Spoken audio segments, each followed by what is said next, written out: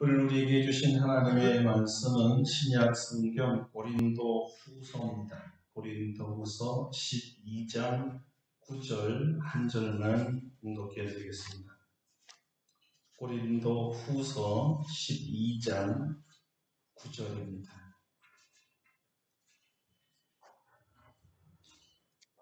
나에게 이르시기를 내 은혜가 내게 족하도다. 이는 내 능력이 약한 데서 온전하여 짐이라 하십니다. 그러므로 도리어 크게 기뻐함으로 나의 여러 약한 것들에 대하여 자랑하리니 이는 그리스도의 능력이 내게 머물게 하려 함이라. 아멘.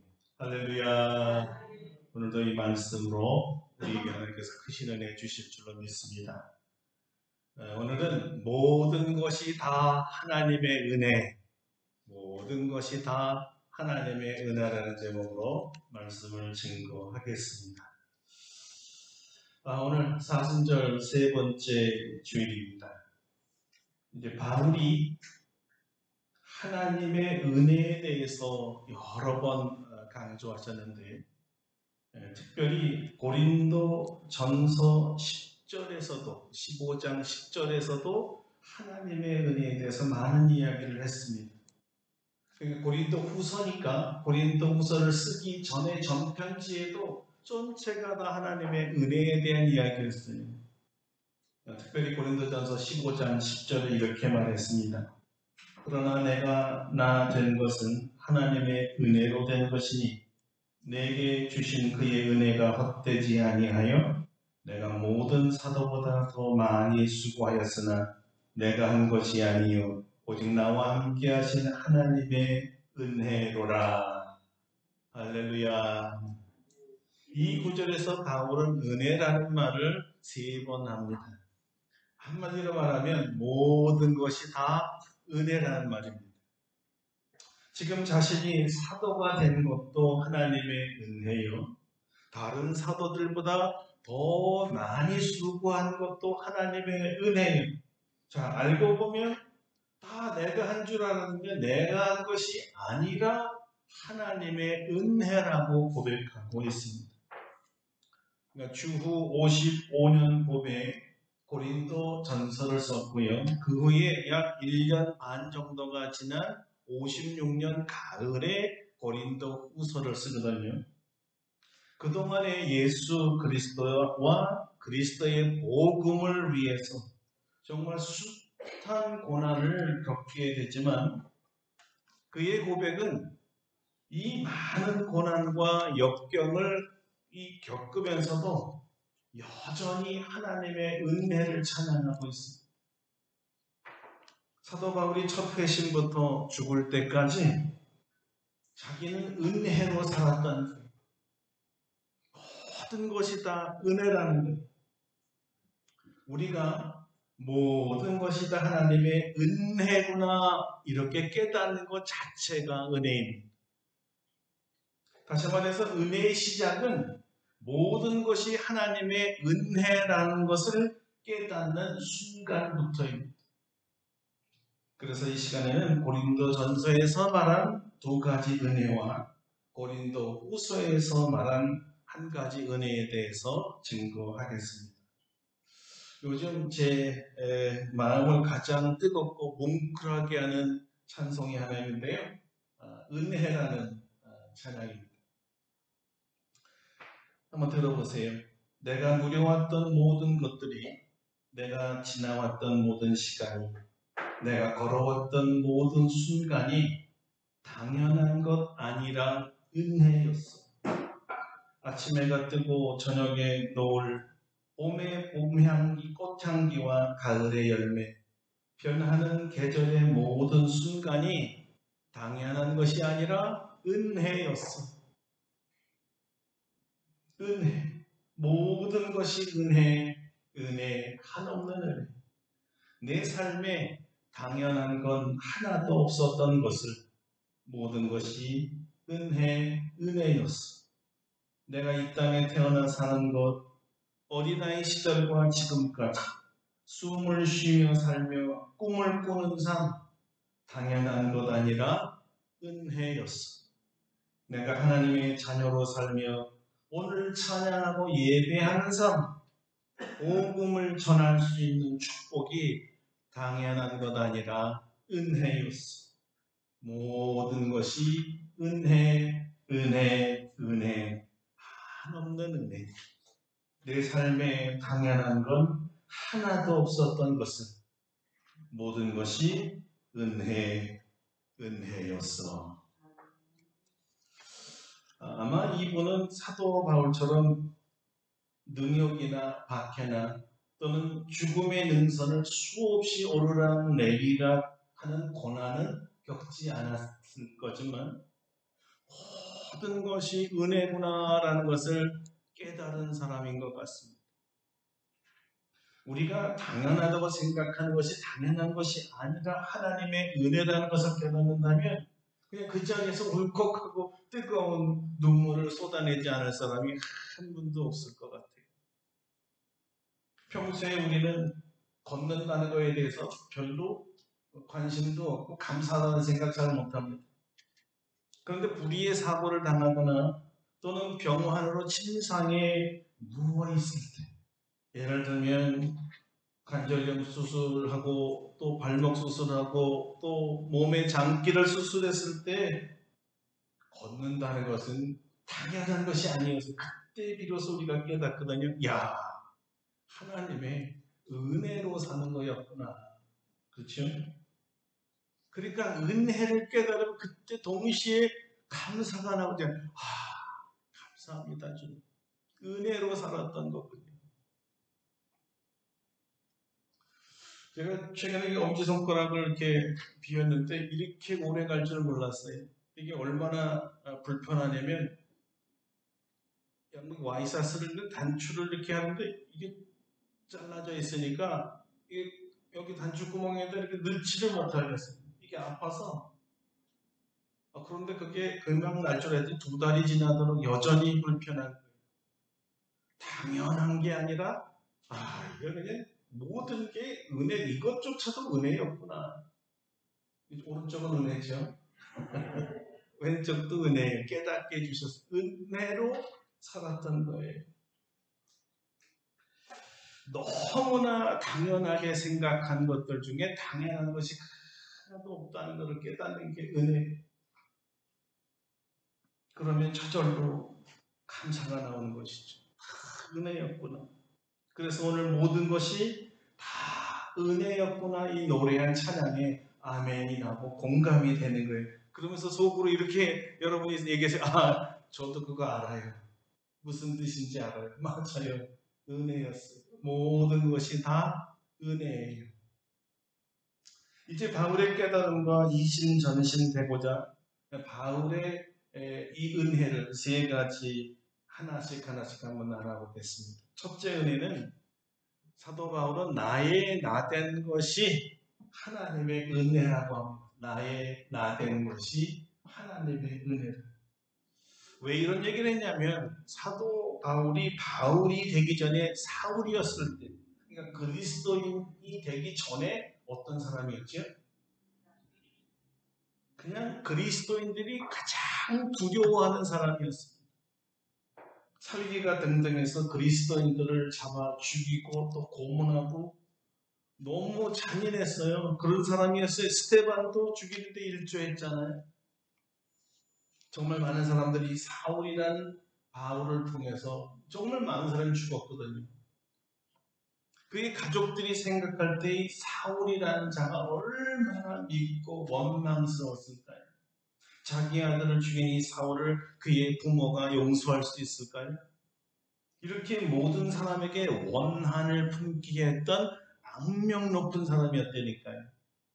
그런데요, 더 문제는 스스로 이렇게 크리스찬을 죽이는 걸 하나님께 영광 돌린다고 생각하며 착각했던 사람이, 스스로 의인이라고 생각한 사람이, 반대로 자기 자녀를 죽인 살인자를 의인으로 볼 수 있는 부모가 있을까요? 그런데 이런 자가요, 자기가 살인자라는 것을 깨달았다는 거예요. 그리스도인들을 죽인 것이 하나님께 영광이 되는 것이 아니라 의인을 죽인 살인죄라는 것을 깨달았다는 거예요. 자기가 의인인 줄 알았는데 죄인이었어요. 어떻게 이것이 죄인이며 자기가 살인범인 것을 알았을까요? 그는 나중에 이렇게 고백했습니다. 내가 전에는 비방자요 박해자요 폭행자였으나 도리어 긍휼을 입은 것은 내가 믿지 아니할 때에 알지 못하고 행하였습니다. 그때 잘 몰라서 그랬다는 겁니다. 그럼 이제는 어떻게 알았다는 거죠? 그가 이렇게 대답합니다. 자, 말씀이 끊어졌기 때문에 어떻게 사도 바울이 자기가 살인범인 것을 알았을까? 사도 바울 자신의 대답으로는 우리 주의 은혜가 그리스도 예수 안에 있는 믿음과 사랑과 함께 넘치도록 풍성하였다고 합니다. 한마디로 하면 주님의 은혜 때문이라는 거예요. 하나님의 은혜 때문에 하나님의 은혜로 제가 깨달았습니다. 이런 거죠. 예수님을 믿고 나니까 하나님의 사랑이 그의 마음에 부어지면서 자신이 죄인이라는 것이 깨달아진다는 거예요. 그것도 보통 죄인이 아니라 최악의 죄인이라는 걸 깨달았어요. 들어보세요. 죄인 중에 내가 괴순이라. 은혜를 받고 나니 자신이 죄인이라는 것을 깨달았는데 더 풍성한 은혜가 부어지니까 죄인 중에 내가 최고 악질 최고 죄인이구나. 내가 죄인 중에 개수구나 이렇게 깨달았다는 거예요. 은혜라는 거죠. 이게 은혜라는 거예요. 은혜구나. 왜냐하면요. 이런 죄인을 예수님께서 구원하시고 십자가에서 못 박혀 죽으셨기 때문입니다. 어떻게 나 같은 천이라는 자가 구원받을 수 있었을까? 어떻게 하나님의 사랑을 받을 자격이 있었을까? 아무것도 한 것이 없는데 오히려 죄를 짓고 대역죄를 지어서 많은 사람을 살인한 나를 어떻게 구원할 수 있었을까? 은혜라는 거예요, 여러분. 은혜 아니고는 이렇게 될 수가 없다는 거예요. 더 큰 은혜는 죄에서 구원함과 동시에 하나님의 자녀가 되도록 하나님이 받아주셨다는 거죠. 이런 은혜가 있을까요? 살인범을 자녀로 받아주시는 그런 아버지가 있을까요? 죄의 자녀에서 하나님의 자녀로 형벌받을 죄에서 하나님의 사랑을 받을 의인으로 바뀌었습니다. 그러니까 나의 나된 것, 내가 하나님의 자녀가 되었다는 것, 은혜, 나 같은 자, 나는 이제 더 이상 죄인이 아니거든요. 나는 의인이거든요. 하나님의 자녀거든요. 그런데요, 당연하게 된 것이 아니라는 거예요. 어쩌다 된 것도 아니고요. 돈으로 사서 시민권을 얻은 것도 아니고요.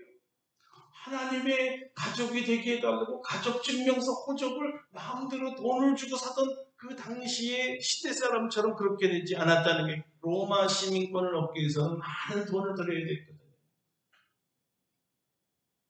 예수님께서 나 대신 죽었기 때문에 죄를 용서받은 동시에 하나님의 자녀로 받아주셨다는 겁니다. 아무것도 은혜죠. 그래 여러분 생각해 보세요. 내가 하나님의 자녀된 것이 하나님의 은혜라는.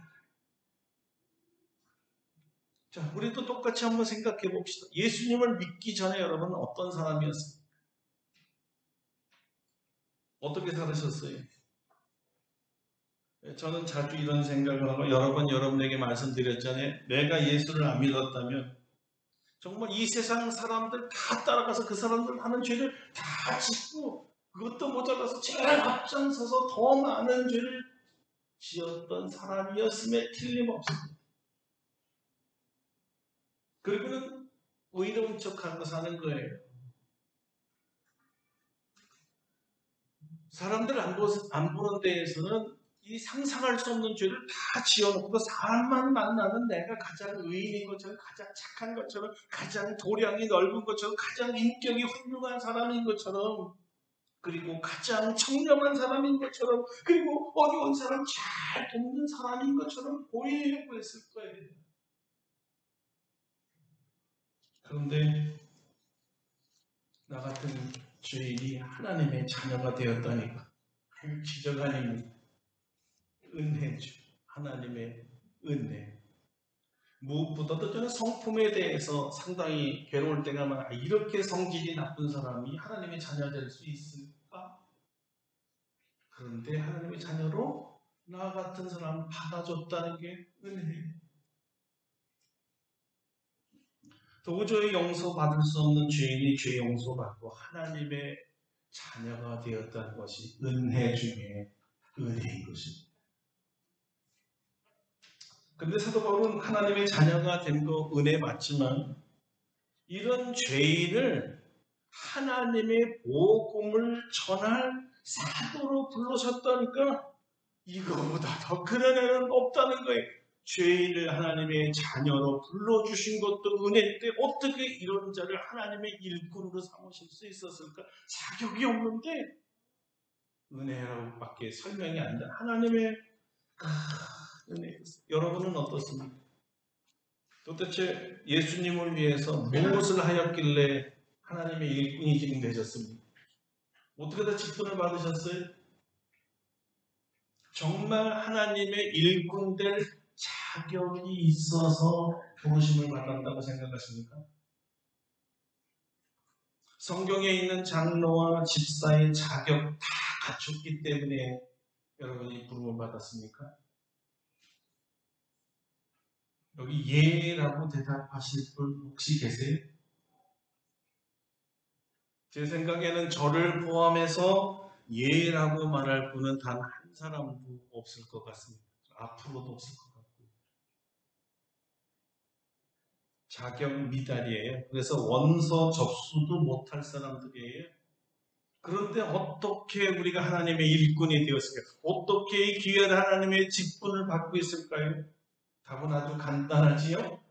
자, 여러분들이 한번 대답하세요. 왜 우리가 일꾼이 되었습니까? 하나님의 은혜 때문에, 하나님의 은혜로 된 거예요.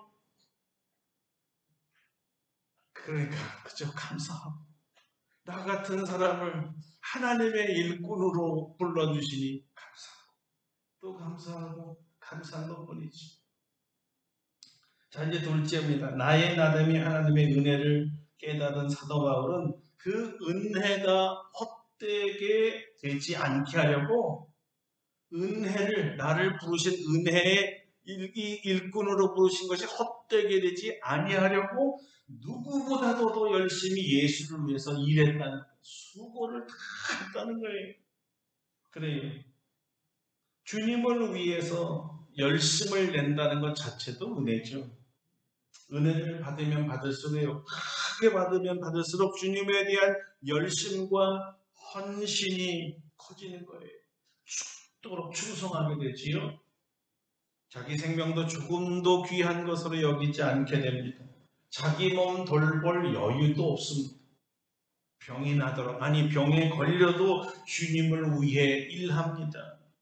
이것이 주님의 은혜를 갚는다는 생각이 되기 때문에 더 열심히 일하겠죠. 근데 사도 바울의 한 가지 딜레마가 생겼습니다. 이 은혜 받음과 은혜를 갚음 사이에 뭔가 묘한 딜레마가 있다는 거예요. 죽도록 수고한 것이 나의 열심이라고 생각하고 있었어요. 이 말은 받은 은혜는 수고할 수 있는 동기부여를 한 것이고 수고는 누가 했다는 거예요? 내 자신이 했다는 거예요. 그렇게 생각했어요. 그러면서 난 참 괜찮은 사람이야. 난 은혜를 갚을 줄 아는 참 도덕적으로도 훌륭한 사람이지. 이렇게 생각했다는 겁니다. 물론 여러분 수고한 거는 바울 맞아요. 우리가 그렇게 수고하지요. 그런데 이 틈을 파고드는 한 줄기 생각이 이렇게 들어왔습니다. 은혜 받으면 수고하는 것 당연한 것 아니냐는 그 질문 속에 성령님께서 이렇게 대답한 거예요. 아니다. 네가 틀렸어. 아니라고요? 아니 그럼 어떻게 죽도록 내가 수고했단 말입니까? 내가 했잖아요. 하나님의 친절한 대답은 이런 것입니다.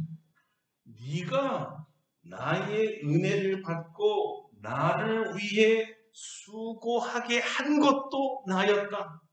네가 아니라 나였다. 내가 너에게 은혜를 주어야 수고도 된단다. 바로 이 말이 내가 모든 사도보다 더 많이 수고하였으나 내가 한 것이 아니요 오직 나와 함께 하신 하나님의 은혜로라는 고백이었습니다. 수고도 내가 한 것이 아니라 하나님의 은혜였구나. 굉장한 깨달음이죠. 그래야 하나님의 영광을 돌릴 수 있잖아요. 내가 한 게 아니래요. 하나님이 한 거에 영광을 돌리는데 내가 주를 위하여 내가 수고하면 하나님께 영광이 돌리지 않고 어떻게 해요? 나를 좀 칭찬해줘. 내가 했잖아. 다 자기가 영광을 가로채게 되는 거예요. 여러분 한번 주의를 보세요. 직분 다 받았지만 하나님의 은혜를 안 받은 분들이 일하는 거 보셨어요? 은혜 많이 받아서 은혜를 갚는 분 보셨어요? 자, 그런 분들을 보시면 은혜입니다. 그게 또 은혜예요. 은혜 없이는 마음 먹은 대로도 안 되거든요. 열심 없는 것 아니에요. 마음 없는 것도 아니에요. 물질도 있어요. 또 시간도 있어요. 그런데 다 있는데도 수고가 안 되네요. 다른 사람들보다 더 많은 수고 안 되네요. 왜요? 수고는 은혜의 결과이기 때문입니다. 다시 말해서 은혜를 받지 아니하고는 수고가 안 되는 거죠. 은혜를 받아야 수고할 수가 있습니다. 여러분 우리 교회에서 은혜로 직분을 받았잖아요. 그렇죠? 자격이 있어서 받지 않았다고 여러분 금방 고백했죠? 은혜로 받았잖아요. 그러면 은혜를 받은 분들은 그 은혜로 받은 직분을 다 할까요? 다 수고하고 계십니까? 은혜가 수고하게 만든다는 거 여러분 다 잘 알고 있잖아요. 내가 수고하고 있다는 것이 하나님의 은혜입니다. 그렇게 깨달으면 자랑할 것이 아무것도 없어집니다. 하나님의 은혜로 하는 거였지 내가 잘나서 하는 것이 아니었구나. 동시에 수고하지 않는 사람을 비판할 수가 없어요.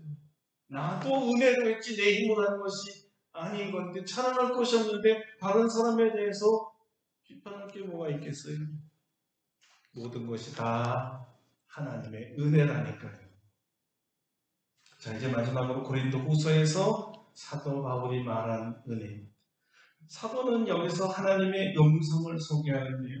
그가 육체의 가시로 이게 떠나가게 해달라고 주께 간구했을 때 들었던 음성이라고 합니다. 나에게 되시기를 내 은혜가 네게 족하도다. 내 은혜가 네게 족하도다. 이는 내 능력이 약한 데서 온전하여 짐이라. 사도 바울의 개인적인 이 육체적 가시가 무엇인지는 정확하게 모릅니다.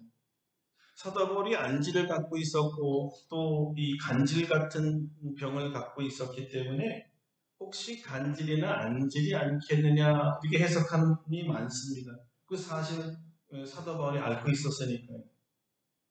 육체적 가시라고 표현하는 것은 그만큼 괴롭고 고통스럽고 성가시고 복음 전파에 방해가 되었다는 것은 틀림없습니다. 앞서 고린도후서 11장에는 이런 질병들의 위에 개인적인 고난들을 간증하기도 했습니다. 그리스도의 일꾼이 되어 수고한 것이 하나님의 은혜라고 고백을 하면서도 여전히 고난은 고난대로 왔다는 거예요. 들어보세요. 때가 수고를 넘치도록 하고 이렇게 시작한 고난의 간증은 옥에 갇힘과 매를 수없이 맞음과 여러 번 죽을 뻔하였고 40에 하나 감한 매를 5번이나 맞았고 3번 태장에 맞고 1번 돌로 맞았다. 여기까지만 들어도 우리들 같으면 수십 번, 수백 번 죽었을 거예요. 이런 상태에서 사도 바울이 불평하지 않았다는 것만 봐도 은혜죠. 죽지 않은 것도 은혜고 200대가 넘은 매질, 돌팔매질 이런 끔찍한 사형에 해당하는 매질을 견뎠다는 것도 은혜고 죽지 않았다는 것도 엄청난 은혜죠. 말로 표현할 수 없는 하나님의 은혜죠. 그런데 바울 사도는 이런 고통 이외에도 육체적 가시가 있었다는 거예요. 그런데 이 고통이 얼마나 고통스러웠으면 육체의 가시라고 표현을 했을까요? 이것은 일시적인 박해로 인해서는 상처나 이런 박해나 이런 고문이 아니라 365일 24시간 그의 평생에 찌르는 고통이었다는 거예요. 그런 상상이 되세요? 바울도 인간이기 때문에 은혜는 은혜일지라도 그래서 다른 사람보다 더 수고하는 은혜는 감사하지만 그래도 이렇게 하나님께 기도한 거예요. 하나님, 그래도 육체의 가시는 빼줘야죠. 그래야 일하지 않습니까? 이렇게 간청한 것이었습니다. 여러분 같으면 안 그러겠어요?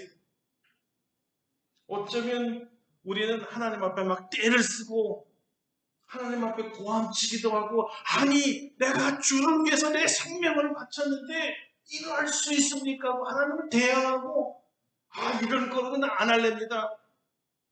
얼마나 우리가 그냥 안 할랍니다 이런 소리 많이 해서 에이 안 합니다. 하나님 복을 좀 할까 말까 하는데 이렇게 나를 괴롭히고 힘들게 하면 하나님 하겠어요? 이렇게 따지는 분 많죠? 우리 교회는 없어요. 그죠?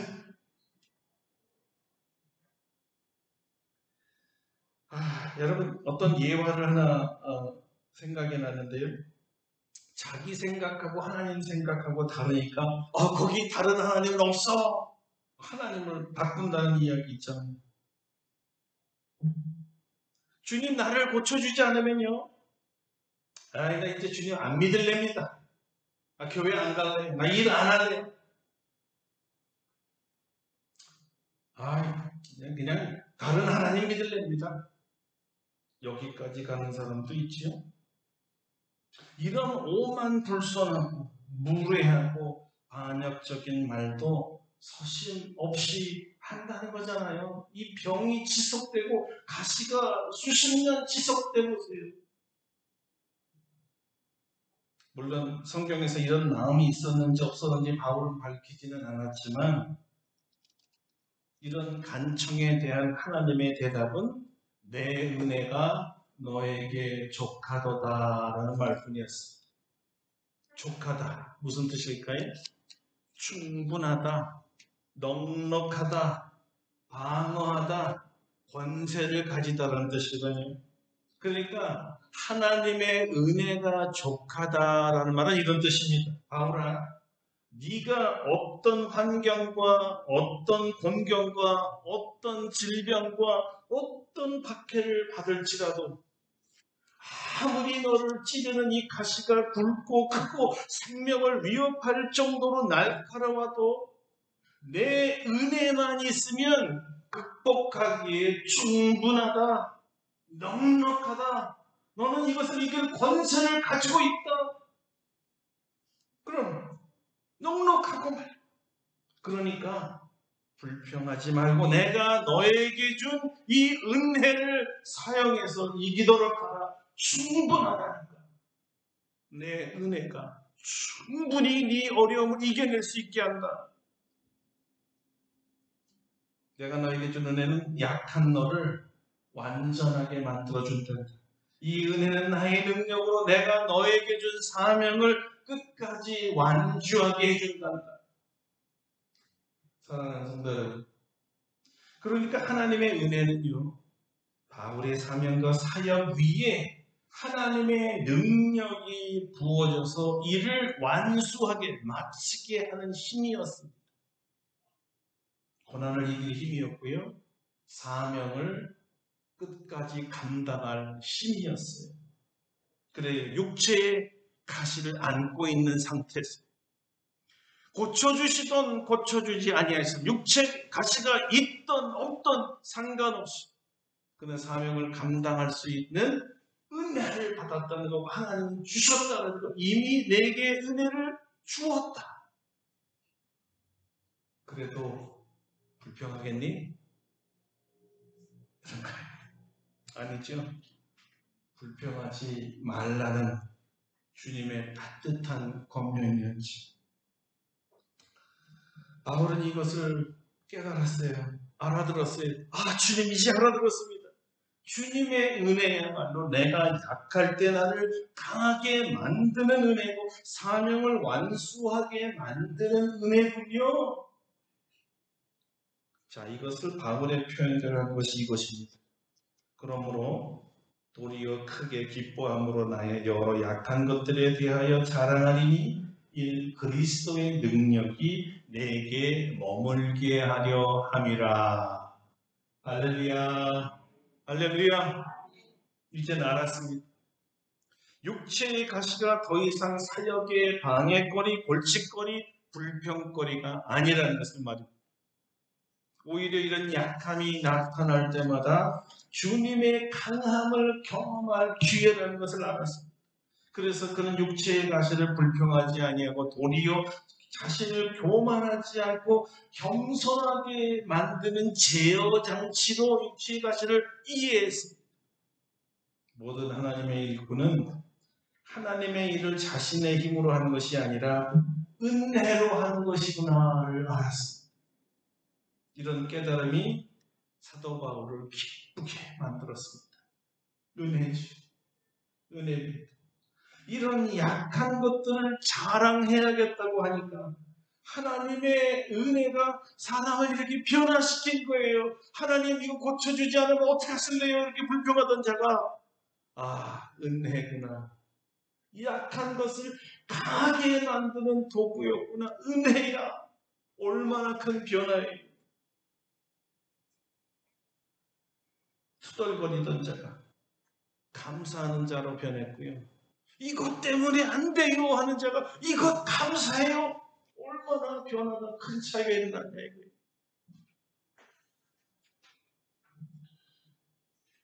그의 약함이 주님의 능력을 불러오는 통로가 되어서 주님의 능력이 자기 안에 머물게 하니까 감사할 수 있었던 거죠. 주님의 능력이 자기 안에 들어와 머물고 있다는 것을 느끼면서 사역의 약함에 대한 모든 염려와 걱정과 두려움이 사라져버리기 시작한 것이었습니다. 그 후 오직 능력 주시는 주님만 의지하고 주님만 찬양하고 주님의 이름으로 맡겨주신 사명을 완수하게 되었다는 아주 멋진 간증이었습니다. 저는 저와 여러분이 다 이렇게 되기를 축원합니다. 그리고 이 편지를 고린도 교회 성도들에게 보낸 것은 너희들도 나처럼 은혜를 받아라, 은혜 받고 살아라, 그리고 은혜로 사역해야 된다 권면하기 위해서 쓴 것이죠. 물론 오늘 우리 아름답고 복된 교회 성도들과 이 방송을 애청하는 애청자 여러분을 위한 것이기도 합니다. 자, 여러분, 모든 것이 다 하나님의 은혜입니다. 은혜라는 것을 깨달으면 불평은요 온데간데 없이 사라집니다. 아니 도망갑니다. 불평이 사라진 자리에 뭐가 생겨? 감사가 생겨. 반대로 감사하게 되면 불평은 도망. 은혜를 깨달으니 능력 주시는 하나님만 바라보게 됩니다. 은혜를 깨달으니 저절로 감사가 나오고요. 찬송이 생기는 거죠. 아, 이제까지 내가 사는 것이 하나님의 은혜였구나. 은혜였구나. 내가 건강한 것도 하나님의 은혜요. 치유받은 것도 은혜요. 여기에 앉아있는 것도 은혜요. 집에서 방송을 듣는 것도 은혜요. 먹는 것도 은혜요. 사는 것도 은혜요. 우리가 여기 편안히 앉아있는 것 자체가 여러분 은혜인 줄 아시기를 바랍니다. 수술한 분은 앉아있기 힘들어요. 우리는 은혜로 살아가는 존재입니다. 다른 말로 하면 은혜 없이는 살 수 없는 자예요. 그러므로 큰 은혜를 사모하셔야 돼요. 구하셔야 돼요. 이 은혜를 구하는 것을 하나님은 말리지 않고 은혜를 구하라고 하세요. 과하다고 하지 아니하세요. 욕심도 많거나 꾸짖지 아니하세요. 왜냐하면 은혜를 받으면 받을수록 더 크게 받으면 받을수록 우리가 주님이 원하시는 삶을 살게 됩니다. 사랑하는 성도 여러분, 오늘 그 은혜를 꼭 받으시고 돌아가시기를 축원합니다. 그리고 은혜대로 우리의 삶의 현장에서 여러분이 당면하는 모든 문제들을 넉넉하게 이기시기를 바랍니다. 하나님 주신 은혜는 넉넉합니다. 내 은혜가 내게 족합니다. 충분합니다. 할렐루야. 이제 함께 기도하겠습니다. 다 같이 오늘 말씀 붙잡고 통성으로 기도합시다.